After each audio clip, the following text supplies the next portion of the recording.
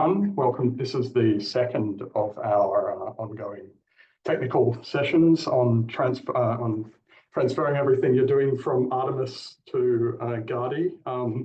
Actually, in case you missed it, we had one 2 weeks ago. So this is a series of 3 different sessions. And there was one 2 weeks ago on writing PBS scripts and doing data transfer, and that's been recorded. You can watch that at this website. Let me just paste that in the chat, which of course Nate has already done. I know you've said the notes. But yeah, so that's a link to the previous training we're doing and the training we'll do in 2 weeks' time. The previous one, as I said, was PBS scripts and data transfer. And this time we'll be doing Walltime management and KSU estimation, benchmarking and working out how many KSU you need for your scripts. And then in 2 weeks' time, we'll do a 1 hour session on job arrays and moving over to NCI parallel. So Artemis job array don't exist on NCI, and so they have a separate, different way of doing that called NCI parallel.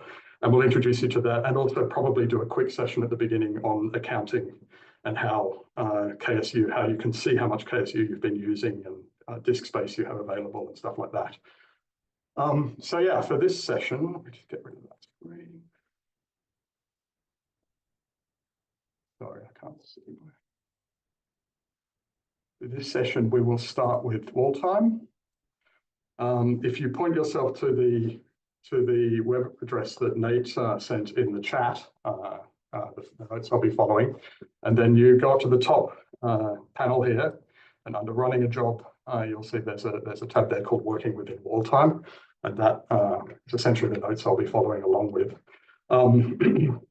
Yeah, so what we're going to talk about today for the first half hour is basically the fact that Gadi is slightly different to Artemis in that it has a different and shorter Walltime limit than Artemis.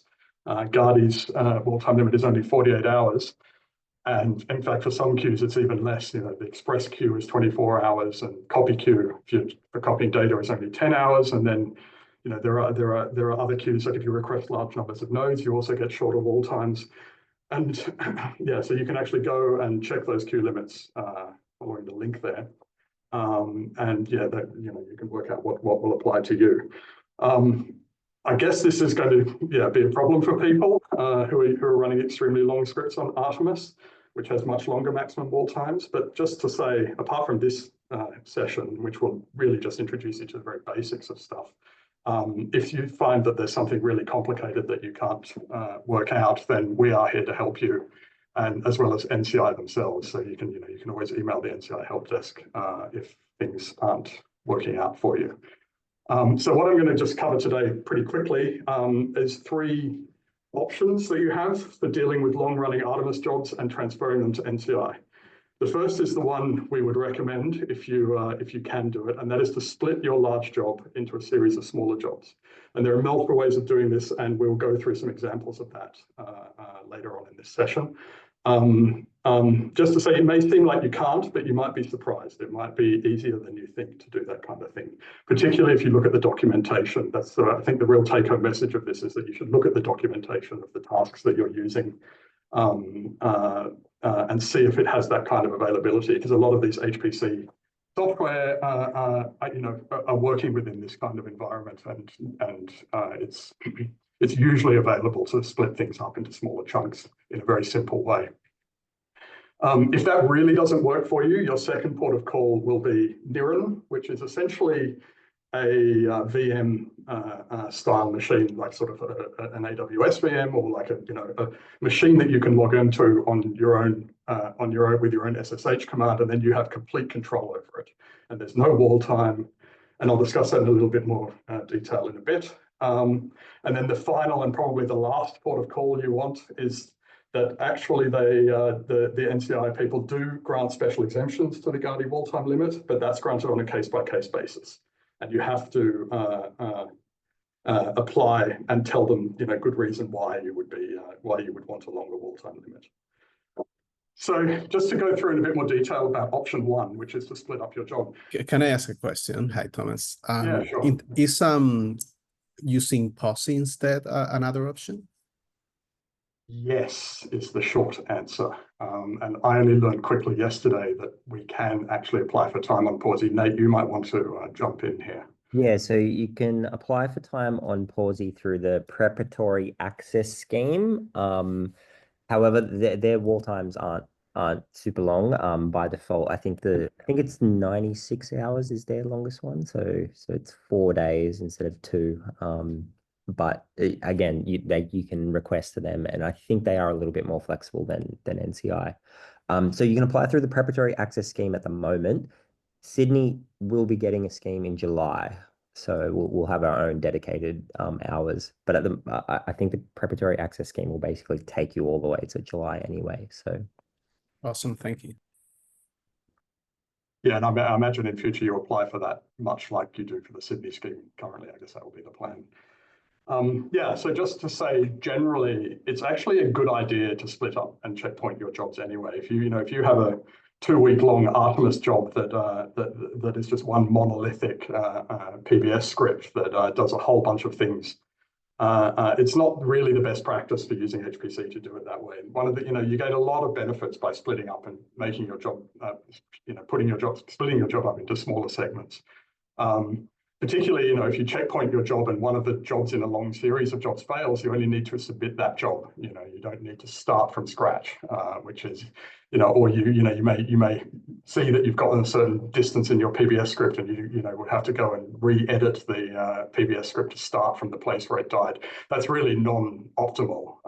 What you really want to do is have a sequence of PBS scripts that you submit separately, and start from where it left off, where where it's a logical place to restart.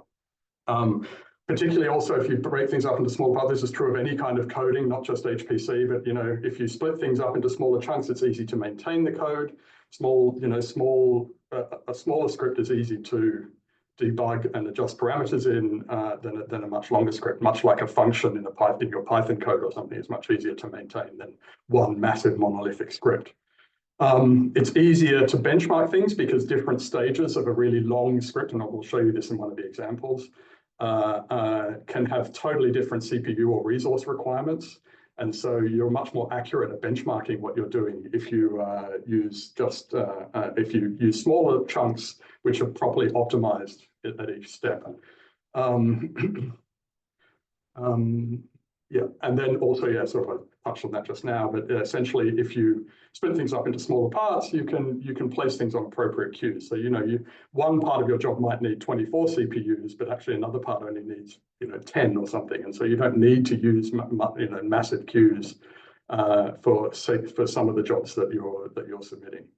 And yeah, just generally, if you do optimize things in this way, you get shorter queue times, so you're not waiting as long for resources, because the smaller tasks, if you have one monolithic task that's really big, it can sit on the queue for a really long time waiting to run. Whereas if you have a bunch of smaller tasks that are really small, those in general will end up running faster than jobs that are monolithic. So just after talking about the next two options, I will go through 3 examples of ways that you can split or checkpoint your job. I know this won't help everyone, but hopefully it will point you in the right direction. And yeah, so I'll go into those after talking about the other 2 options in a bit more detail. So yeah, as I said, you can also apply for time on NIRN on NCI. That you do by emailing the NCI help desk. The KSU that you spend on there are charged to the Sydney scheme in much the same way that those KSU are charged on Gadi. But yeah, there's a few caveats to do with NIRN. So remember that if you get a NIRN instance, it will only be one instance. If you run many jobs in parallel, that use up the size of the NIRN instance, you'll have to do those in series, remember. So, as much as NIRN is giving you a lot of flexibility in terms of installing your own software and having no wall time, you may find that you are stuck having to run all of your tasks in parallel. NIRN instances come in a wide range of different sizes. I think the biggest one is 16 cores and 48 gigabytes of RAM, which may also be a problem for you. So, if your task needs a lot more RAM than that, you still have to stick with Gadi. But yeah, there's a lot of information about Niren on the NCI web pages, which are linked to through these links here, and so you can find out about that through those. Finally, and last resortly, there is you can apply to NCI for a special Walltime request. If you go to the Gadi queue limits page, there is a description of the kind of thing that you may be able to apply for. You can make a request to them to increase your Walltime or the number of CPUs in a job. And remember, as they say here, it will be dealt with. They will endeavour to help on a case-by-case basis. But yeah, if you provide some sort of justification, you may be able to get an increased Walltime or number of CPUs on your jobs. So basically, those are your options. The second two are sort of pretty straightforward. The first, I thought what I'd do is just go through a bunch of examples. And there are 3 examples of how you might want to split or checkpoint your jobs. The first one is very heavy on PBS scripting and shows you how you can really take already discrete commands and tools that you've been using and split them up into a workflow that involves multiple PBS submissions. The second one is just about checkpointing itself and how you can many tools that run on HPC, particularly machine learning workflows and stuff like that, those will have innate checkpointing in them. And so it's just I'm just going to give you a quick overview of how you can use the innate checkpointing in an efficient way with PBS scripts.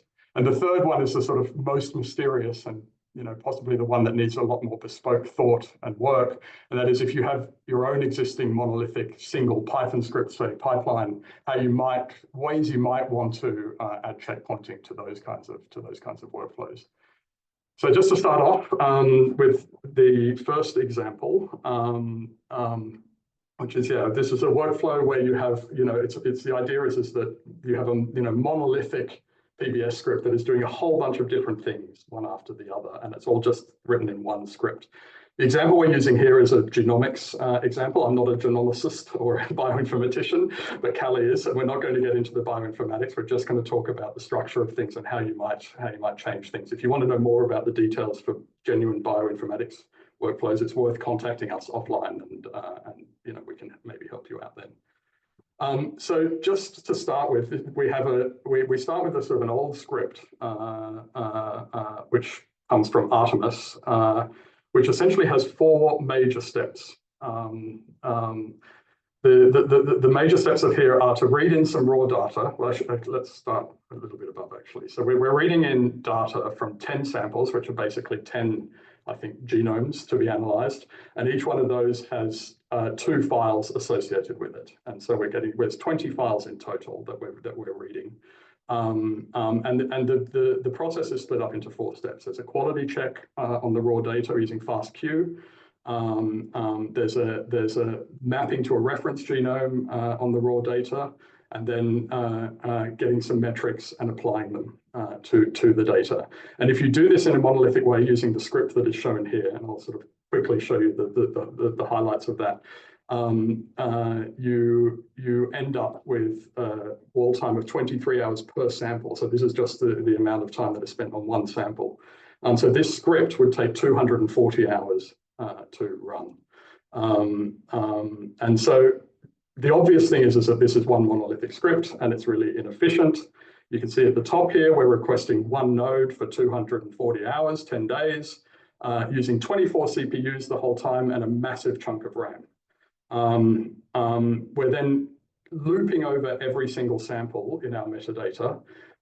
It's obvious, right, that you don't have to do that. You can submit each sample independently. So that's that's the most obvious thing.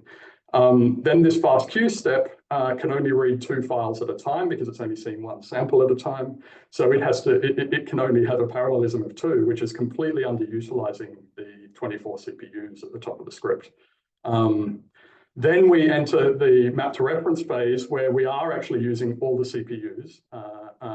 But then we're doing a sort func command at the end where we're also piping to a sort command at the end where we're also using the same number of CPUs. And so these 2 commands, when one is finished, the others will take over the CPUs that should be being used for the first command. So what you really should do is split this task into subsets of CPUs that get used for the specific command that they want to be run on.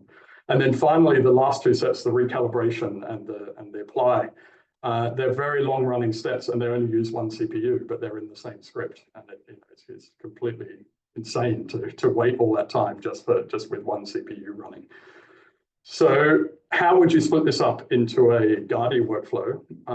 So first of all, we've got 4 separate jobs here. We'll take those one by one and see what we can do. So first of all, and again, I'm going to say, if you read the documentation of FastQC, you will see that it can actually read multiple files simultaneously by just giving it the global list of files in a directory, and it will read as many files as you provide to the CPU it will use as many CPUs to read the files as you give it via the -t flag. And so what you can do, of course, is split this out into a separate PBS script for the first job, where you just enter all the files in the directory and give it n CPUs and in this case we're doing 20. And what that means is that we're running all the samples simultaneously in one job. And that is now done as a separate job, and we will wait for the output to that. The second step is to do this BWA map to reference step. Essentially, like a lot of things you will find in the literature about HPC tasks, it will tell you how well that scales with threads. And so it's worth checking those kinds of things. But essentially what we do with this step is not that dissimilar to what we were doing before, in that we're using all the CPUs we can, but we're doing it in a separate job submission. And the other thing I should mention is that the pipe sort command, so what we've got is 48 CPUs on the node. We know that 36 CPUs is our sort of optimal for the BWA step. So we use 36 BWA threads. And then when we pipe that to the sort command, rather than using the same number of threads, we only use the 12 that are left over in that node. And that's optimizing the use of that node, essentially. Of course, to run this, so that is just for one sample that's happening there, you're going to have to submit a separate job for every sample for every input file that you're using. There are ways to do that. If it's embarrassingly parallel, you should be using what on Artemis are called job arrays, but what's called NCI parallel on Gadi. That we will talk about in 2 weeks' time. So stay tuned for that. I won't get into that here. Just to show you in this example, if you have a smallish number of jobs, what you can do is write a shell script that loops over the qsub command that does the submission one at a time inside a shell script. And so here is our shell script that loops over the metadata, the samples, and submits this second job one per sample, and essentially just does a qsub with it. It provides these variables to allow them to be disseminated into the PBS script as it's running. And by doing that, you're essentially parallelizing the entire task in one hit and doing 360. You're doing 10 different PBS entries, but then you're parallelizing by 360 times because you're using 36 cores per entry. And so this will be the most efficient part of the entire process, but it's using a much larger. It's got the large requirements that were originally in the Artemis script. The other steps don't have those large requirements. And then finally, these last 2 steps, as we said before, they only have one thread, and they both take a very long time to do. But it turns out, again, if you look at the documentation about this BWA command, you will find that you can actually split the input files using a -L interval flag on discrete intervals of the input file. And so rather than looking at the whole file in one go, you can actually look at it in smaller chunks. And so this is then a process of chunking up the data, farming it out in parallel to all of the nodes that you want, and then gathering them back together. This is an example of something called scatter gather parallelism, which you hear about a lot, and it's vital for HPC. Things like Dask do that as well, if you've ever heard of those kinds of tasks. And yeah, I mean, the more parallel your job, the better you're going to do with a large number of cores and a large amount of memory available to you. So yeah, I mean, this is not a specialized bioinformatics training, and I'm not a specialized bioinformatician. But if you want to know more, ask the correct people. Particularly Callie here is very much the expert. This is her script. And then, yeah, so now to do this, if we're splitting the input file up into 5 separate jobs, what we would do is split the reference file into we would have now 5 steps, sorry, to split, send out, and then gather the data. So we split the file into intervals, and that you can do in series because it's very fast. It's a very simple command, so that just needs 1 CPU. And then we run what was step 3 in our Artemis workflow over each interval that we split it into as a separate job. So if we have, say, 32 intervals over 10 samples, we get 320 jobs. And we would probably run this via NCI parallel again, which we'll talk about in 2 weeks' time. And then we have another step. These are all separate scripts, remember. So it is a bit tedious to write all of these, but you gain a lot, as you'll see. Merge the 32 inputs per sample into a single file using this same tool has a merge function. It can split things up and it can also join them back together. That's more intensive, so it's easier to do that once per sample on 10 jobs. And then do step 4 or above over each sample as a separate job. Remember that loop was over all the samples in the Artemis script. Now you can do it just over the 10. You don't need the loop. You can do the 10 samples independently. And then you merge, and then you'll merge all the samples into one, all the split samples into one final sample at the end. And just to show you, so if doing it this way, this is just a sort of basic benchmarking on the script being done, split into 7 different parts. Essentially, you are now achieving what used to take, I've forgotten the number, but it's a couple of 100 hours, 240 hours if you do it in parallel. It's now runs in 10 hours, purely because you've done a little bit of work taking your PBS script and splitting it up into smaller chunks and running those separately. So I hope that's sort of an example. It's a complex example, I guess, for a complex script, but I hope that shows you that these things are possible. And really the take-home message there is definitely have a look at your documentation for whatever tools you're using to see if they're capable of being split up into smaller chunks. So the next two are a bit simpler, a bit shorter, I should say. Can I just ask a question? Yeah, sure. Since I also do genomics analysis, a question for Callie. Yes, Callie, do you think this is splitting the jobs is enough to get whole genome sequencing data through match tumor normal, 60x tumor, 30x? Yes. Normal, yeah. Yes, absolutely. Yes, we've done multiple projects with hundreds of tumor normal samples, and the turnaround time is extremely quick with this methodology. And if you email me, I'm happy to send you a link of a couple of workflows that I can recommend, which have done all of this hard work for you and show you how to split and also provide some benchmarks. That's awesome. Thank you so much. No worries. Good stuff. All right, yeah, so just example 2. So imagine you now have a tool where you're not running multiple small tasks in a giant PBS script, but you're just running one massive script that might take 100 hours to run or something like that. And many of those kinds of tools that run for a very long time, they have a built-in option for saving the state of what they're doing to a local file after a specified number of iterations in a repetitive task, or some major event in the task happens. And generally what you can do is load that local file from disk after it's been dumped to disk. So you can go up to a certain point where it dumps to disk and then load that from disk where it's previously left off. It's often called checkpointing. And the thing to do again is really check the documentation of the tool you are using. You will find a lot of these things are designed to work on HPC, and they have in mind the idea that there is a Walltime limit on what you're doing. And so what you generally can do is split your really long-running single command task into smaller chunks in very similar ways above, except just in this case, everything depends on what came before in a sense, and there's only one command that you're using. So just as a really simple example, we at SIH about a year ago built a tool called AGES, which is basically a image segmentation machine learning model based upon a package called Detectron 2 that basically detects trees and buildings in aerial imagery data sets. These aerial imagery data sets can be very large, and fine-tuning those models or training those models in machine learning workflows can take a very long time.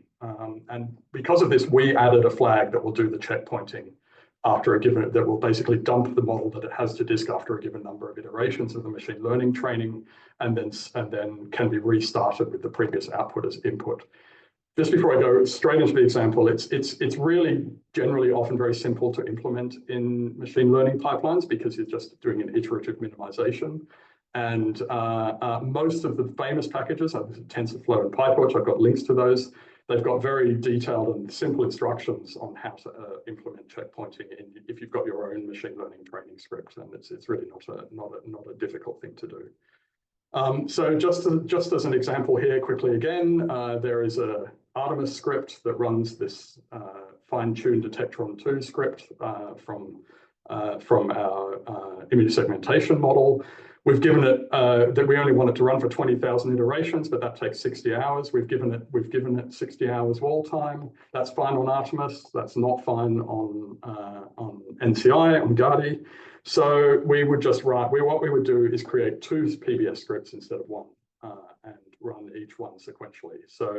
So first of all, we make a PBS script that's pretty much the same as the first one, but we set the output directory to what, we know where our model is going to be, and we only give it 10,000 iterations. I've added an hour there just because there are always overheads. It's worth remembering when you submit smaller jobs. It won't necessarily run in double the time if you submit smaller jobs. There are often overheads associated with setting things up when you rerun a script. And then we create a second PBS script, pretty simple, and the way we do this in our fine-tuned Detectron-2 script, which has checkpointing implemented, is to provide it with an input model file when we restart, and that makes it know that it's just restarting from where it's left off. So we've got 2 iterations, and those run sequentially. And so the way you would do this using PBS is you would submit your first script. Generally, then you will get an output saying what the run ID of your first script is.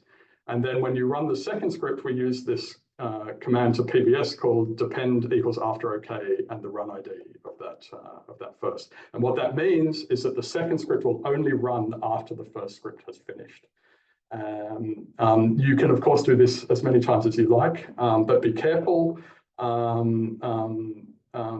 You may want to be able to check, what the output is at each step of the way. You may not want this just to run all the time. So sometimes it's better to just do this manually. But if you really want to automate it, you could just write a bash script. You could write a loop like above. Just remember, if you're writing a loop, not to put some sleep time in, because the NCI, they check to see if you're submitting too many jobs to the queue at once. So if you just give it 3 seconds sleep or something on each loop, then